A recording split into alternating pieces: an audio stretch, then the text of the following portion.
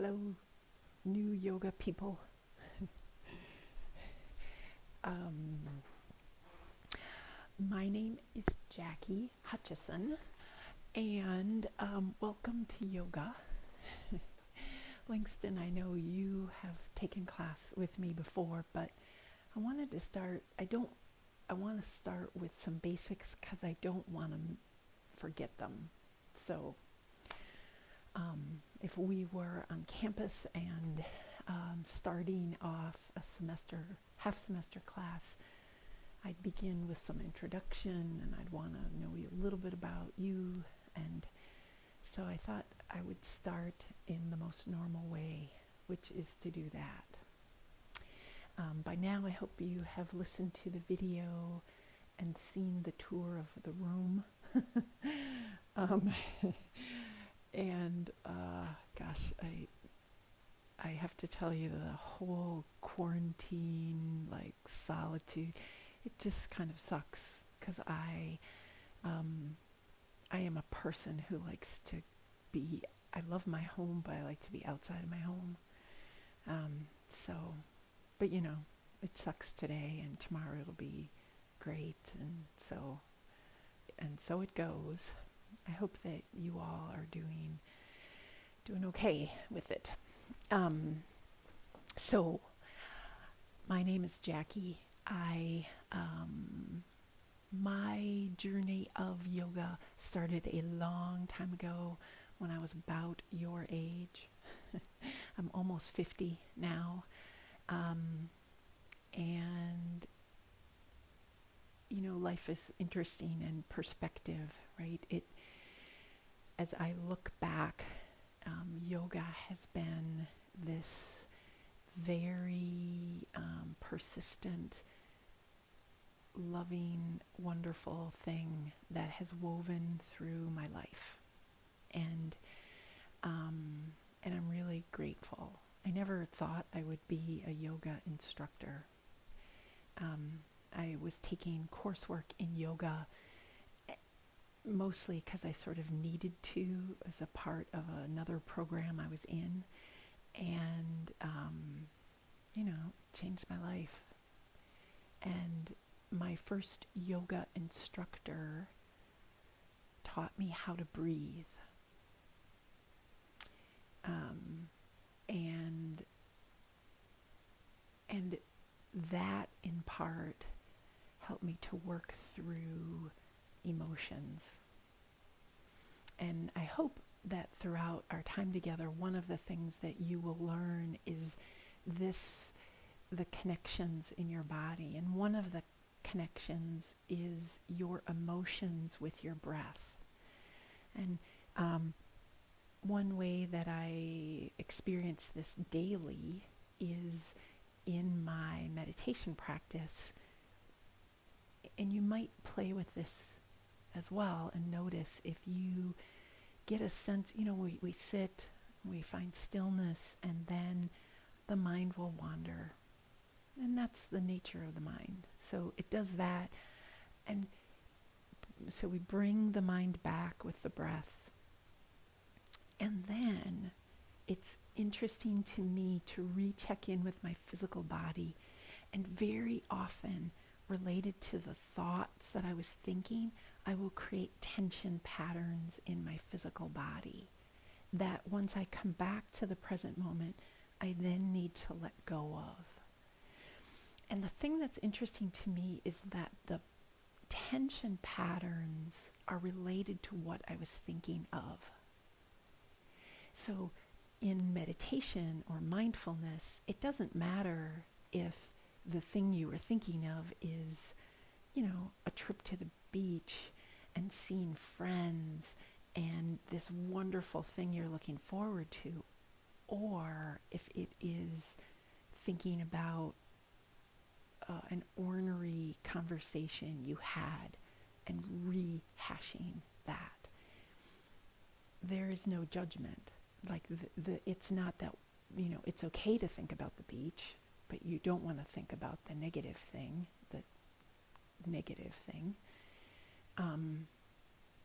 We don't want to be in that thinking at all. And but it's interesting as we cultivate a practice of sitting and mindfulness that our body, again, will create tension patterns related to what it was we were thinking about. So, and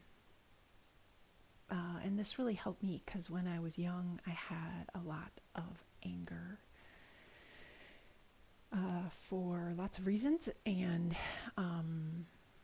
it helped me to be with them and then to process them, to let go of them, to move through them.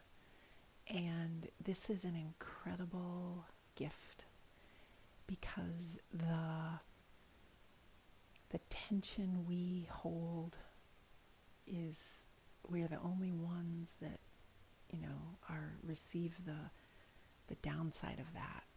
So that's how I started. I did, it was over a year before I started to do asana, which is the poses part of yoga, which is what people normally think about with yoga, like downward facing dog or, tree pose or something. And that was also really interesting to me because I was a Division I athlete and I thought I was healthy and strong, and it turned out I had a lot of imbalance in my body, and I was training in a way that just highlighted and exemplified my strengths, but the parts of my physical body that needed support, I wanted to not address those. Like I just wanted to do the things I was good at. So here's an example. Lots of times when people are really strong, in their physical body, what they like to do is strength training because that's their strength, right? Like what they're good at is strength training. So that's what they gravitate towards. And it's the same. Sometimes you see people who are really flexible and bendy, and what they gravitate toward are stretching and flexibility-based things. And, in those two examples, what's in the shadows is sort of the opposite, right? Like a person who is really strong but not flexible does not have, they're not exempt from injury just because they're strong. You need flexibility as well. And I don't know, all of us, I feel like, know athletes that even like NFL athletes, right? Who just like, they have all the money in the world. They could have any kind of trainer, any kind of treatment, and they will pull a hamstring twice a month. Or they have such a tender hamstring situation that they can't train. All they can do is compete on Sundays. And I think, well, that's because of imbalance, right? Like even though they have access to all the electrical stim and all the massage and hands-on treatment, the issue is likely in their tissues. And it is imbalance somewhere. So part of when I talk about that, I think part of my background is I am a physical therapist. So I've always been interested in movement, watching people move, breaking that down. And I hope that for this time together that you would learn about your physical body. And in the email, one of my emails, I wrote, something about like the teacher is within. And I think, if you've never done yoga, that can sound like some kind of hokey shit, right? Like, I get it. When I first started my teacher training, I studied at Satchidananda Ashram in Virginia. and it's a residential program. You go there and you live for a month. And it has a monastery, so there are renunciates there that have, they've given up meat, and they've given up belongings, so sort of wealth. They are celibate. They are committed to service, right? And they live there. Like that's what they do. And you live with them. I mean, you live in this community with them.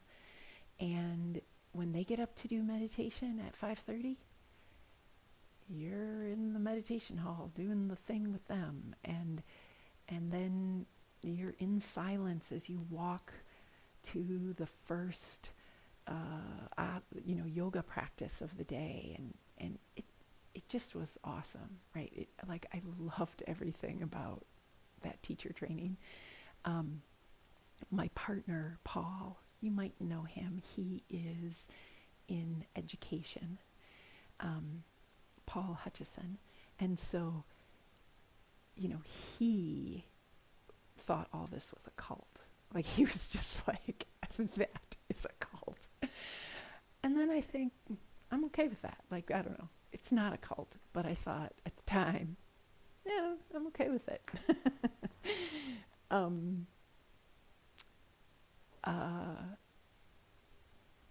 But okay, so I got on this tangent about being a mover and studying yoga. I studied a very traditional yoga, and when I finally did my teacher training, and then teachers talked about how it's really the breath, and it's really, I mean, I think some of my teachers would say, really, we do the asana, the poses, to keep our body flexible enough so that we can sit in meditation. Because ultimately, we do the asana practice in order to be able to free ourselves from suffering, which my teachers would say is related to the mind stuff, right? Suffering happens when I am worried about the future, or I am angry and rethinking something from the past. Then I'm suffering. That if I can be in the present, then there is no suffering, right? It is, I'll send you all a video that Eckhart Tolle did, and it's about the coronavirus pandemic. And he's talking, in it, he talks a little bit about this idea of suffering, and how certainly there is actual physical suffering. Like, God willing, all of your family are healthy. And this is not to suggest that there isn't physical, real suffering from disease. The suffering he is talking about is the self-imposed, right? And I think, so this is what I did a lot when I was younger, when my first teacher taught me how to breathe. So when I was young, I was physically abused, and I had a lot of anger about that. And I used to allow these stories to play and play and play in my head.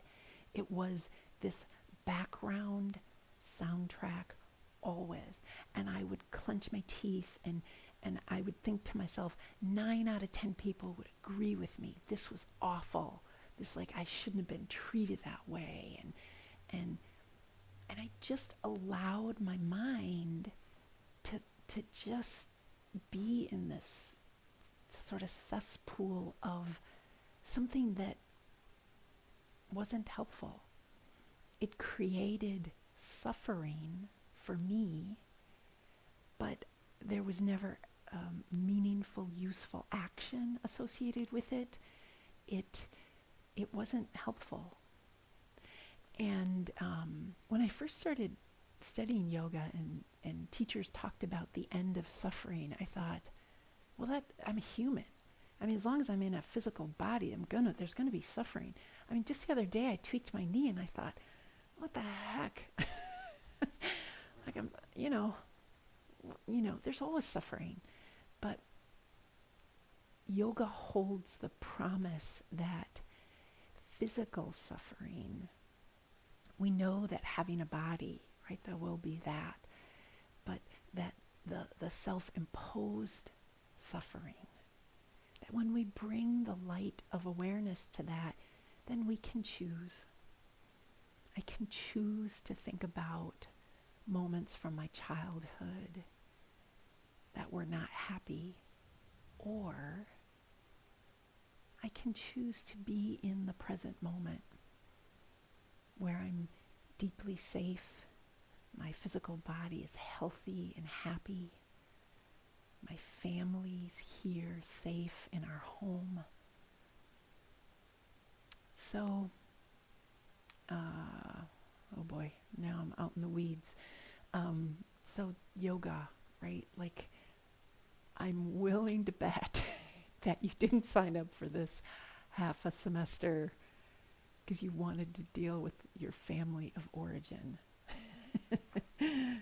But it was super meaningful for me. Like it was unexpected. I didn't know that I could have a different past, So, oh boy, not have a different past, but just have a different relationship to my past. Here's the thing I know for sure, is that the body has memory. So when I come back to this, like what I hope for you in this time we have together, part of what I hope for you is that you get more connected to your physical body. Every cell of your body has memory. So you hold experiences, memories, traumas, joys in your knees, in the muscles of your thighs, in your back. And our body is communicating with us. So I hope that through mindful presence with movement, that you can learn more about yourself.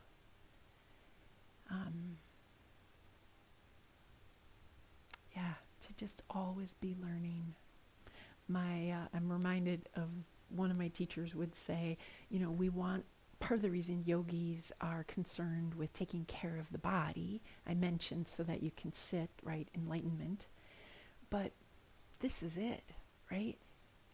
If this was a vehicle, like that my soul is in, if you believe in that sort of thing, I get one vehicle in this lifetime, like to drive around in, honk honk, like this is it. I don't get to trade it in for a new model. Like this is the vehicle I get. And yoga, especially when you think about it therapeutically, is an opportunity to keep this body healthy. And I know this can be difficult, maybe, for people who are younger. I think, I know people in their 60s who still drive their vehicle like it was stolen. Like they're having Mountain Dew for breakfast. I didn't even know people still did that. I just think I have a friend. I'm like, dude, what are you doing? Like, anyway, so part of what yoga can teach you is good stewardship of this vehicle you get to ride around in. And as a physical therapist, one day a week, I do physical therapy in a skilled nursing home here in Grinnell. And I can promise you, I've learned so much from my my patients. And before we were here, we were out in DC. This is a better example. I worked at a pain clinic in Bethesda. And people, attorneys, like people that had just wealth came to this clinic because there was a very well-known, renowned physician who owned it. And I treated people who had chronic pelvic pain. And these people, they had worked 14 hours a day. They had neglected their body. They were getting signals. Their body was giving them pain. They weren't listening. They weren't nourishing their body. They weren't getting out in sunlight. They weren't creating ease and flexibility. They were sleeping for crap. They did this to the place that their body created chronic pain. And then they were like, they would come to my clinic, to me, and say, I'll do anything. I'll retire from work now. They had all the money in the world. They would come for treatment every day. And I just think my hope for you is that you would listen along the path and not have to wait until your body was screaming at you to make changes. Because I know many people who just, the quality of their life can't be shifted anymore because they have so much pain as an elder in their later years. And again, I get it. I was a kid once too, right? It's difficult to think about that, what does your 80-year-old self want? Well, who the hell cares? You're 24. What do I want? I get it.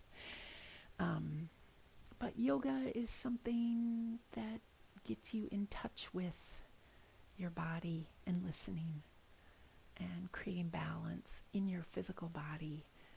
And we start somewhere, right? Maybe this helps to create more ease and balance in other areas of your life.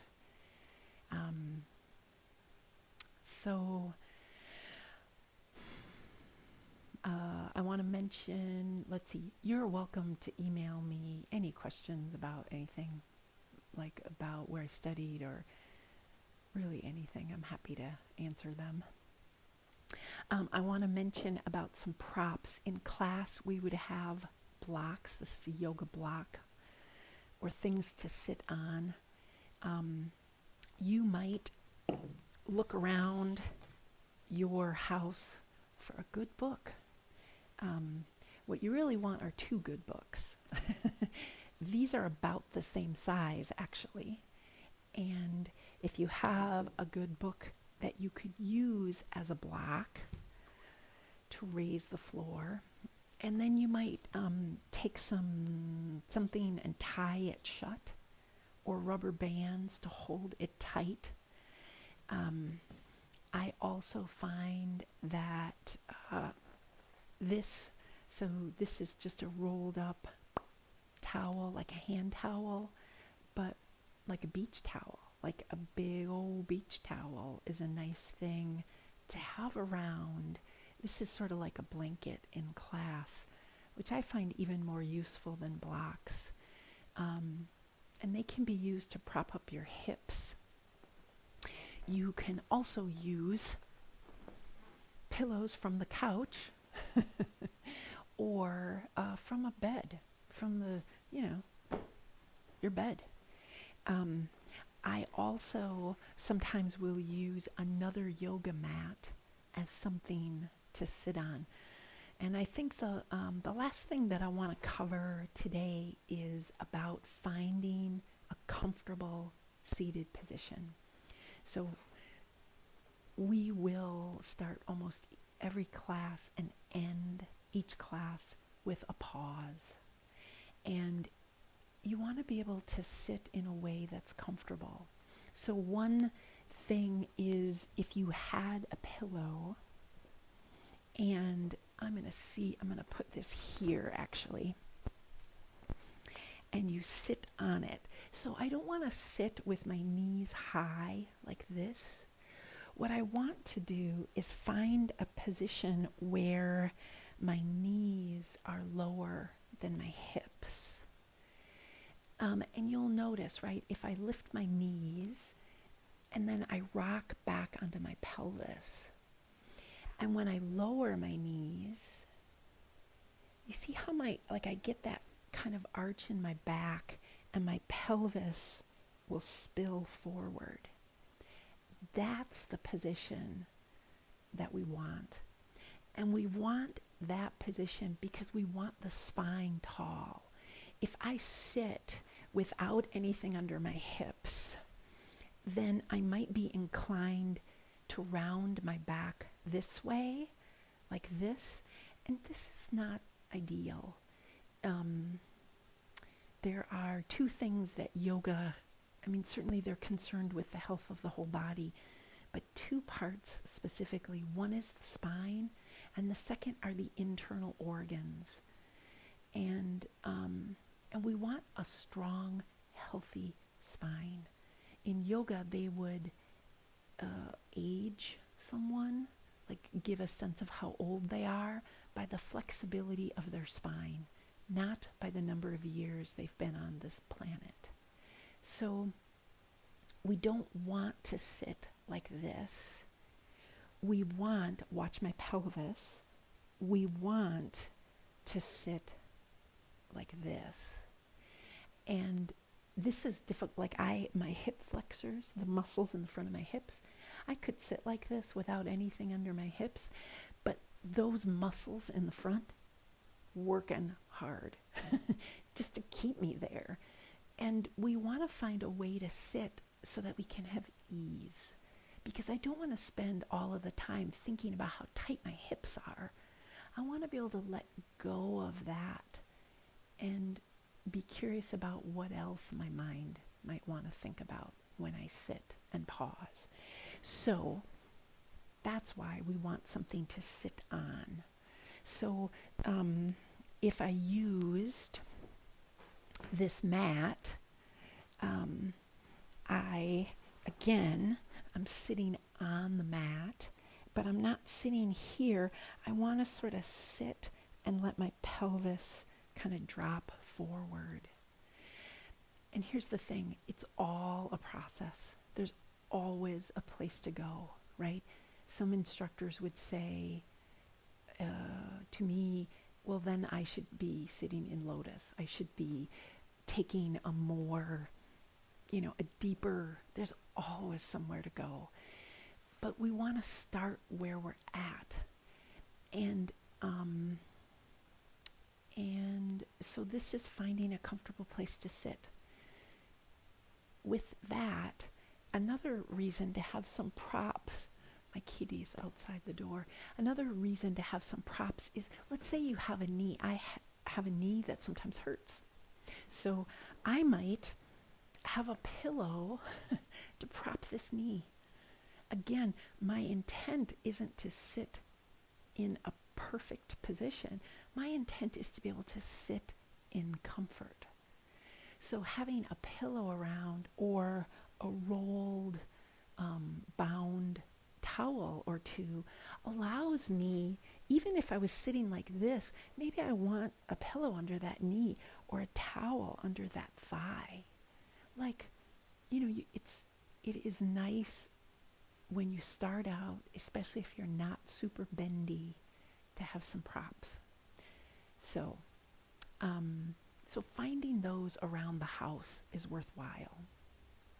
I also want to invite each of you that you could use this prop.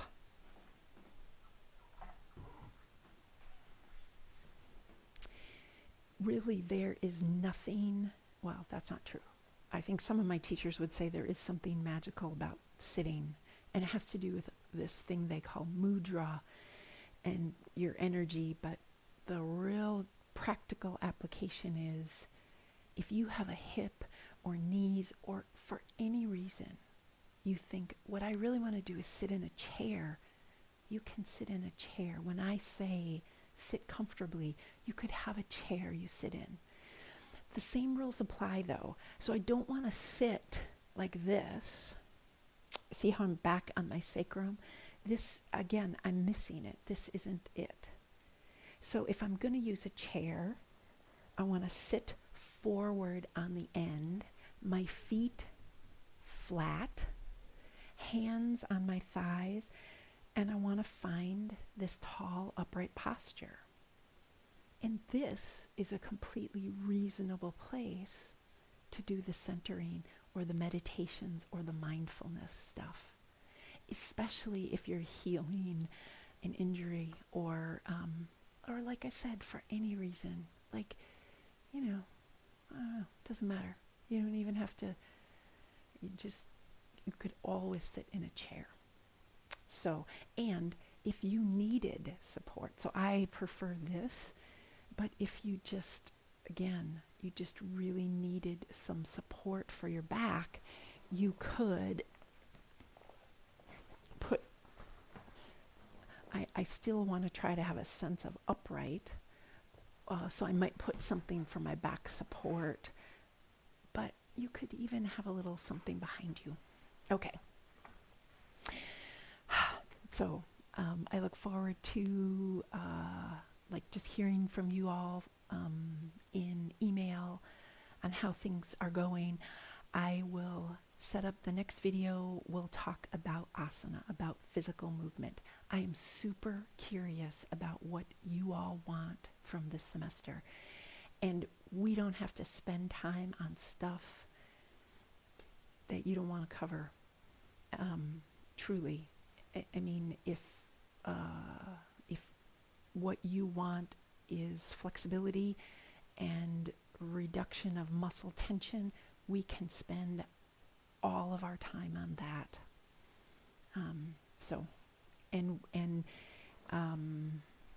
And if you are not interested, or maybe you're interested in learning how to do handstand and shoulder stand and headstand, and then I think, then we can talk about how to do that. I want it to be meaningful for you guys. So, okay. All right. I hope you have a great rest of your day, and I'll send you an email and hopefully hear from each of you soon. Okay. Bye.